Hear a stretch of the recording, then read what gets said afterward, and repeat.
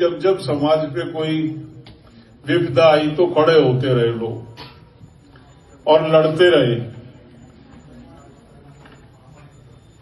अनेक युद्धों का इतिहास में वर्णन है। ये ठीक है कि मॉडर्न हिस्ट्री जो हमको पढ़ाई जाती है वो वास्तविकता से बहुत हटके, उसमें बहुत बातों का संकलन नहीं है। यही हमारे देश की विडंबना है। और यही क्योंकि कुछ लोगों के हाथ में इतिहास लेखन का कार्य था।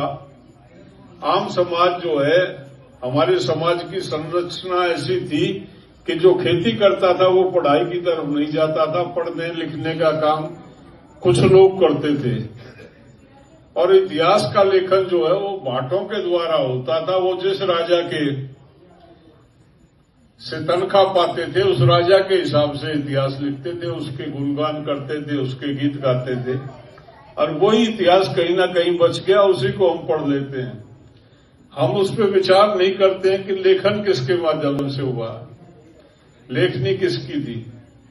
भाटों के द्वारा लिखा हुआ 70-80% इतिहास है जिसको हम पढ़ रहे हैं। और भाट राजा को खुश करने के लिए उसमें अतिशोक्ति अलंकार लगा के इस तरह की बातें लिख देते थे जो वास्तविकता से दूर होती थी। तो दो चीजों अलग अलग हैं। जो कुछ बच्चे इतिहास के छात्र हैं, पढ़ते होंगे या मनन करते होंगे, उनको इस बात का ज्ञान होगा। तो मेरा भी अपना जो सवाल जो मैंने पढ़ा, मेरी रुचि है इसको पढ़ने में। सब कुछ तो मैं नहीं जानता लेकिन कुछ जानता हूं उसके बारे में कि इतिहास को लिखा नहीं गया। भरतपुर मॉडर्न हिस्ट्री में इतिहास का छात्र रहा, भरतपुर का जिक्र कहीं नहीं आता उसमें। जो इतिहास पढ़ाया गया उसका जिक्र ही नहीं आता। तो कहीं ना कहीं बायस भी रहे लोग, किसी को लिखा जाना, किसी को नहीं लिखा जाना, किस तरह से लिखा जाना। अब ये बेटा जो शौकीन बोल रहा था, इतिहास बता रहा था, तो इसने किसी किताब में पढ़ा होगा आमेर से था तो किसान आंदोलन हुआ। आमेर वालों से महाराजा सूरजमल की बहुत अच्छी दोस्ती थी। सवाई जयसिंह थे उस टाइम, उनके टाइम में।